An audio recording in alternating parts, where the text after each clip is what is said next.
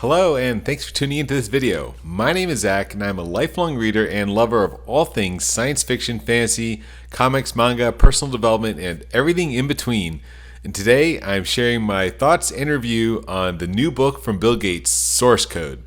So this book, of course, has a lot of buzz about it. I mean, it's Bill Gates, right? He's written a bunch of other books, but this is his first autobiography, and I was super intrigued. I, of course, know who Bill Gates is. I read Bill Gates' book suggestions on his Gates list. I love some of his suggestions. A lot of books I've read recently in the past couple of years have been from the Gates list. And yeah, I was super excited to get in this, being a lifelong nerd and into the whole computer scene from, a very young age. So this book was exactly what I wanted to. And I guess I'd also talk a bit about the detractors from it. Reading some of the reviews, like maybe most notably the New York Times review, was a little bit critical. And I guess it's Bill Gates, right? So there's a bunch of controversies as well, being one of the richest men in the world, founder of Microsoft, you know that story. But then, of course, there's a bunch of other stories, I guess anyone in power eventually, comes to, whether it's through the philanthropy side of his work and his recent divorce, or it's just the general business practices of how he got to where he was through the controversies of Microsoft's early age. And yeah, with that said, I guess there's one disclaimer on this book, is that the old adage that history is written by the victors. So this book, because it's an autobiography, I went into it more, I guess you'd say, a human interest story. So I'm not reading this to get like this investigative journalist view of what were the inner dealings of Microsoft, or, what behind the scenes truth is going to reveal that he actually stole some source code or something. One of the controversies that it's just repurposed code or stolen source code, which, as someone who's in computer science myself, I mean, you reuse code all the time, but I think the allegations, of course, are larger than that. But that said, there is that collaborative kind of spirit of coding. But anyways, this being an autobiography, why would you disparage your own name and reveal these secrets? So I go into this, of course he's going to talk about only the good stuff, right? He wants to paint himself in a good light. It's an autobiography, it's a memoir. So with that said, I'm not looking to get out of this the hidden history of Microsoft. I want to know about Bill Gates as a person. And I think that this book did deliver on that. So I really enjoyed the book. I thought it was super interesting from a human interest standpoint, where I was just wanting to learn more about Bill Gates, right? That's what the promise is, and he delivers on that promise. This is about what led Bill Gates to be Bill Gates. Even at the end, he acknowledges in the epilogue of his privilege. And I think that's one of the controversies and one of the things that stuck out to me the most, having recently read Ina Garten's memoir, where she also details, growing the Barefoot Contessa. Yes, she put in a ton of hard work, no denying that, to grow her empire. But also, she had a lot of privileges as a white woman growing up in her time. Yes, that she was contrarian to the time. She was this firebrand, or at least, again, in the autobiography, that's how she portrays herself. But through the hard work, she grew her own empire in her own way, right? She grew the Barefoot Contessa. And I guess since that's relatively new in my mind, since it's, I think, the most recent autobiography that I've read since this one, that I kind of had that lens coloring my vision that he's also a upper middle class white male. I mean, yes, he has amazing business acumen, very shrewd business acumen, but he also was nurtured by his parents, which is what I guess wanted to learn about and hear about. How his father was, yes, he kind of did pull himself up by the bootstraps, but his father went on to be a partner in a law firm. His mother did a lot of great things, how she nurtured Bill's curiosity and kind of business acumen and pulled him out of his shell. But yeah, again, yes, she goes on to board seats of nonprofits because she was the privileged to be the housewife and could spend her time kind of helping her husband's career, organizing these fancy dinners, volunteering, being on boards of nonprofits that I think later down the road, she used these connections to help Microsoft and help Bill. But again, what mother wouldn't, right? It's not like they're nefarious. It's just that's business, right? That's life. You're going to help your family. Why would you not help your kid?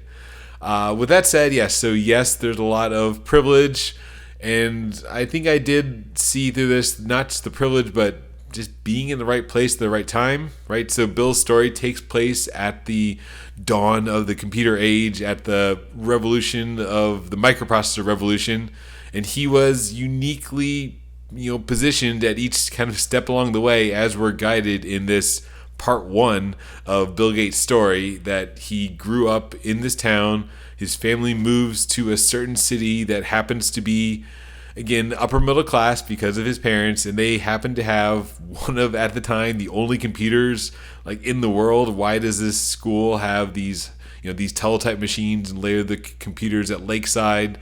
So yes, there's a lot of circumstances that kind of led to his success, but it's also the story of a person capitalizing on these successes. And that's kind of how I took it.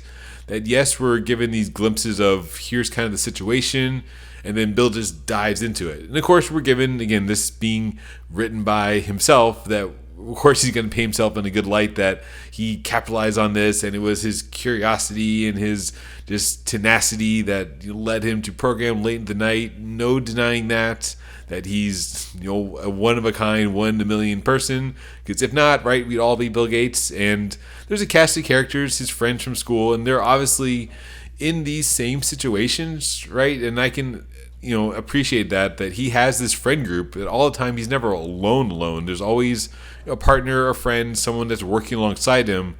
And they didn't go on to found Microsoft, right? It's Bill. So he's the one that's putting the extra effort, in these experiences that he describes throughout the throughout the memoir, are the little kind of building blocks that you see along the way of his parents organize the dinner parties, and the parents force the kids to interact with these business leaders of the community. So while the parents are hosting a dinner party, the kids are forced to entertain the guests and get out and mingle. So they're already getting exposed to these business leaders, and I'm sure it's seeping into Bill's mind. This is how you present yourself in business. This is how deals get done. So it's just that environment that Bill grows up in, and then he goes to prestigious private schools for high school, where he's surrounded by the brightest people, and they of course push him.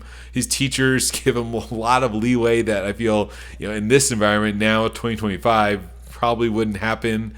But at that time, he's just given so much freedom to explore his passions.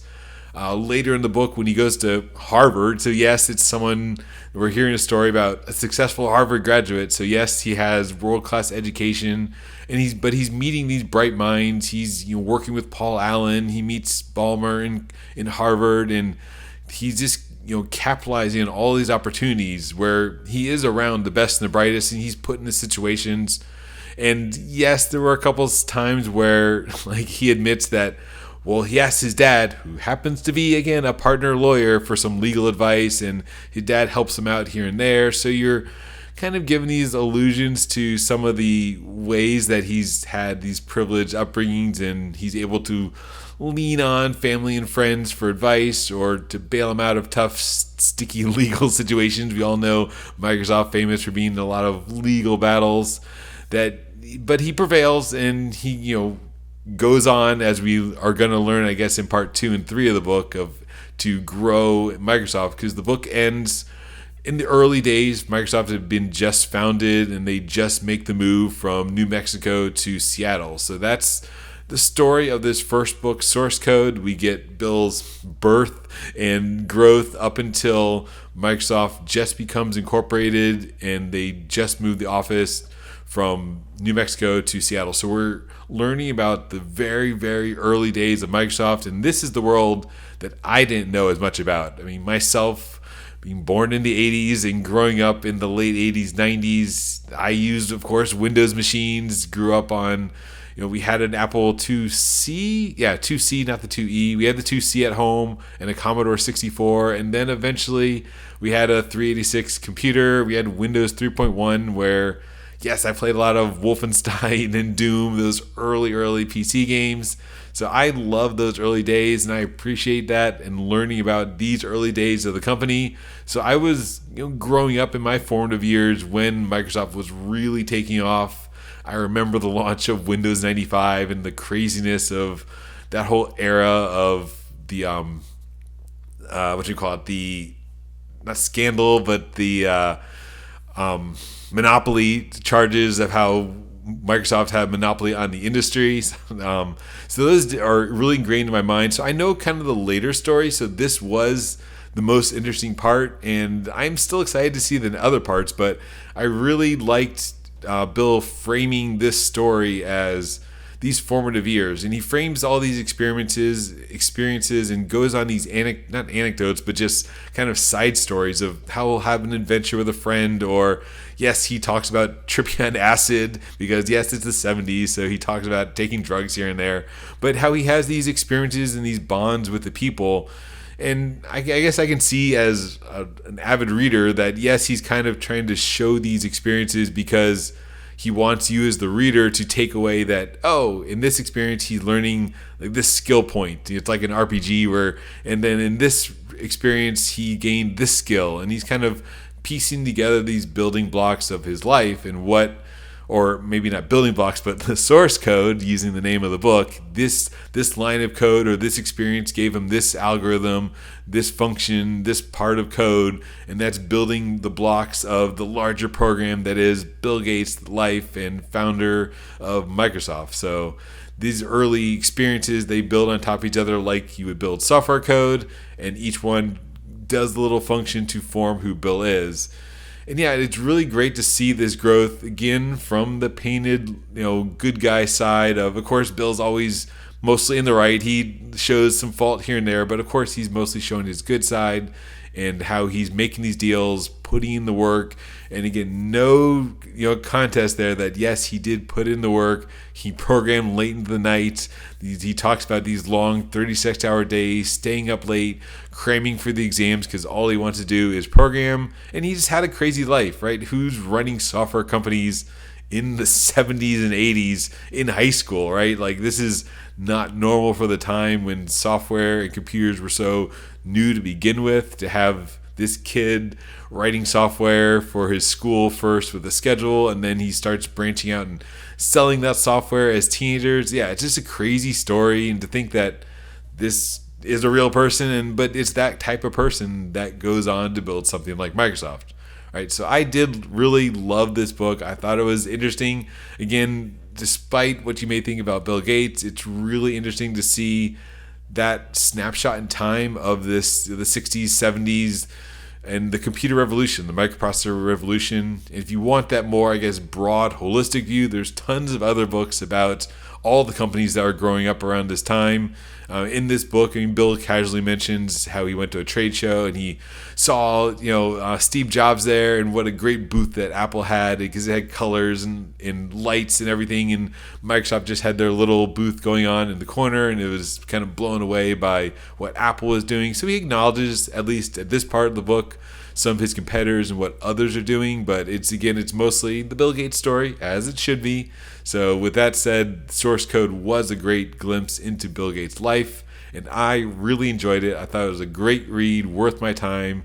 Loved all his recommendations in the Bill Gates notes, so I'm happy to support Bill and read his own story in his own words, straight from his mouth. So that was my review and thoughts on Source Code by Bill Gates. A numerical rating, I'd say this is a 5 out of 5 for me because it's just an interest area for me. And I thought it was well written, well researched, and a lot of real character building for Bill Gates. Or maybe you might knock it down a little bit because it's like the Wicked movie. If you didn't know, Wicked is part 1. That Source Code is only part 1 of the Bill Gates story, and it's only up until Microsoft is just founded. So more to come, more in this series of Bill Gates' life. But I'm excited to read the rest of it. So thanks for watching and hearing about my thoughts on Source Code by Bill Gates. Have a great day.